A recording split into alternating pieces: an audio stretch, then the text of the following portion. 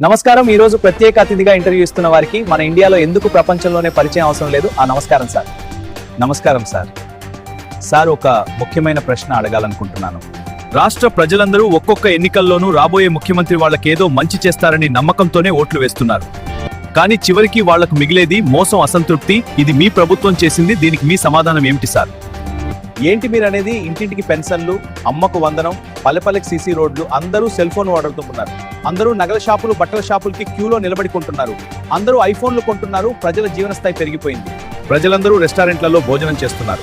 గత 15 ఏళ్లుగా పేదరికంతో చచ్చిపోయినట్లుగా వార్తలు వచ్చాయా? చెప్పండి సార్. మీరు చెప్పిన విధంగా నగల షాపు దగ్గర ఏ రైతు నిల్చోట్లేదు, ఏ కూలివాడు రెస్టారెంట్లో తినలేదు.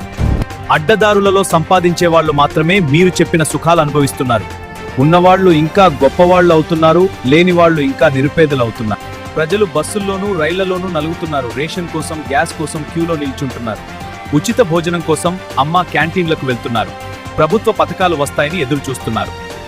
ఆరోపణలు చేసేవాళ్లు చేస్తూనే ఉంటారు. చూడండి, నేను పదవిలోకి వచ్చిన తరువాత రాష్ట్ర జీడీపీ పెరిగింది. నేనిచ్చిన మాట తప్పను, మడమ తిప్పను. ఏదైనా మాట ఇచ్చానంటే కట్టుబడి ఉంటాను.